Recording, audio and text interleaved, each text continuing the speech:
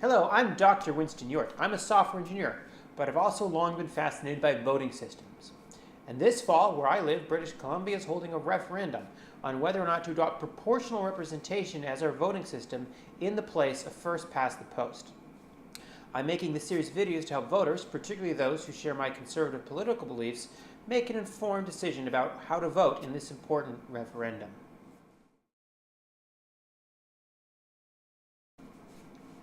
Last time I made the case that you can't assume that just because people are currently supporting the NDP and Green parties, that a majority of British Columbians want to have progressive governments, or that they would elect progressive governments in a proportional system. However, that left open the question of what would actually happen under a proportional system. Would it lead to more progressive governments? Well, one person who doesn't think so is Bill Tilghman, longtime NDP strategist and opponent of proportional representation. And he says that more likely is a regular diet of right-of-center governments with a BC Liberal, BC Conservative coalition, sometimes propped up by fringe hard-right parties. So Bill Tilghman certainly thinks that actually we would see center-right governments under a proportional representation system. Is he right? We're going to look closer to that question today. Fundamental to the idea here is that, in fact, we would have a four-party system. Right now, we arguably have a three-party system. You have the NDP, the Greens, and the BC Liberals. We would expect that under proportional representation, when vote splitting is not a problem, that we would see the rise of something like a BC Conservative Party. Bill Tilghman is essentially thinking the majority of people would vote either for the Liberal or Conservative parties. There are actually three reasons to think this is correct. The first point is that two conservative parties are going to get more votes than one. Two parties are going to be able to attract a wider spectrum of voters than a single party. Indeed, right now, arguably progressive parties have an advantage because there are two progressive parties and thus they're able to capture more votes than they would if there were simply a single progressive party. But this isn't simply imagination. We can actually see this effect if we look at past times when there are multiple conservative parties. Up until 1988, you have three major parties in federal elections. You've got the Progressive Conservatives, the NDP, and the Liberals. What do you think happens when we introduce the Reform Party? Now, a naive expectation might be that they would simply split and take away votes from the Progressive Conservatives. But if we take a look, that's not actually what happens. What happens is the total right-wing vote actually increases as more people are willing to vote for either the Reform Party or the Progressive Conservatives than were willing to vote for the Progressive Conservatives previously. Indeed, during this time period, a majority of people are voting either for Reform or Progressive Conservatives, and thus the parties that are conservative, at least in name, actually got a majority of the vote during these federal elections.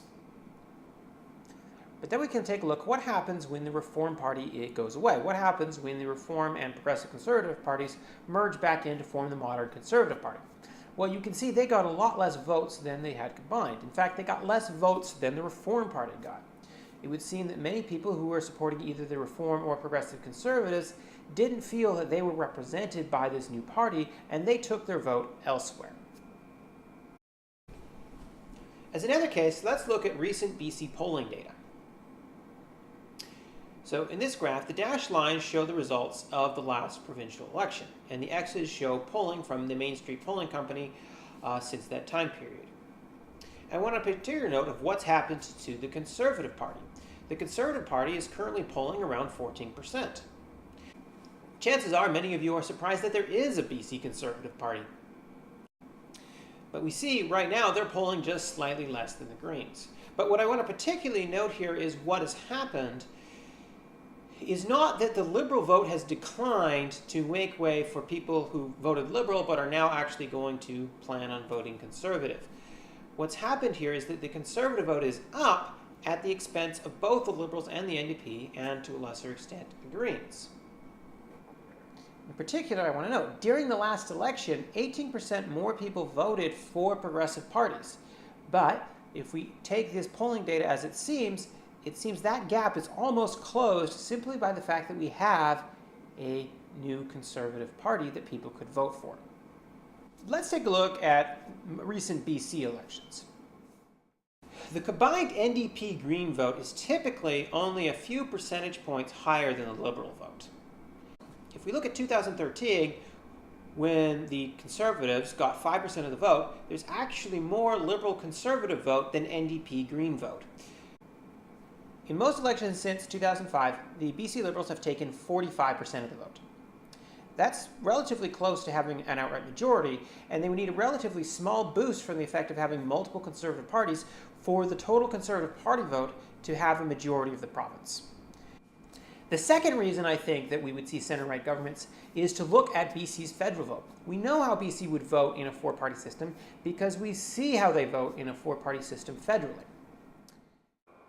What we see here is that the combined Liberal-Conservative vote in BC is at about 60%, a clear majority.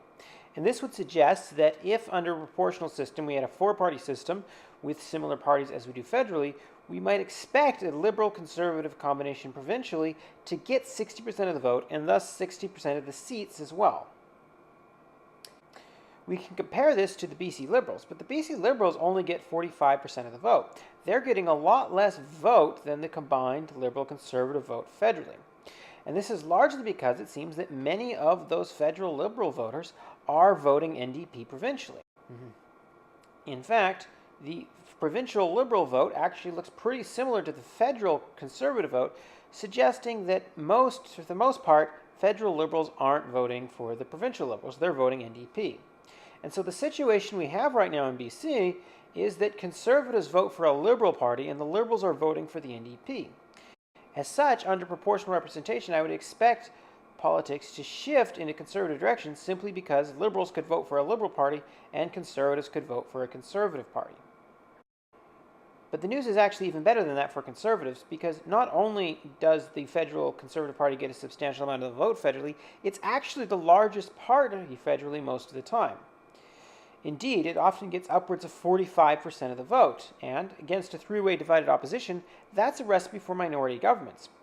And so this would suggest that not only would we see possibly BC Liberal, BC Conservative coalitions, we would actually probably often see BC Conservative minority governments.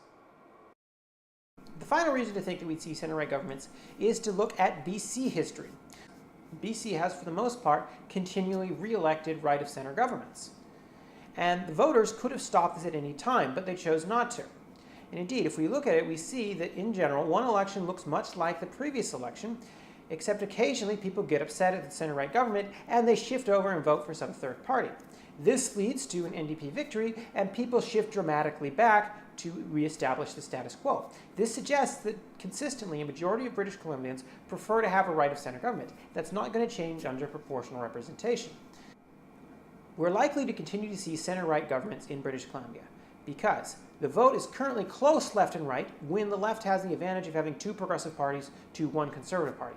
A second Conservative party would almost certainly tip the balance in favor of the Conservative vote. Number two, the BC federally overwhelmingly votes Liberal Conservative, and thus a Liberal Conservative coalition ought to be dominating BC politics. Furthermore, the actual dominant party in BC politics ought to be a BC Conservative party, because that's the party that dominates politics federally here in BC. And finally, BC has consistently elected right-of-centre governments and acts in a way that most people are content with that. And that is going to continue to be the case under proportional representation. Ultimately, however, this is not the ideal way to determine whether or not you should support proportional representation. It doesn't really make sense to try and evaluate whether or not it's going to benefit your particular team politically in order to make this decision. If nothing else, the answer would have been different 20 years ago, and it's going to be different again 20 years from now. Instead, you really want to look at what are the actual merits of proportional representation as a system, and we'll be doing that in the rest of the series of videos.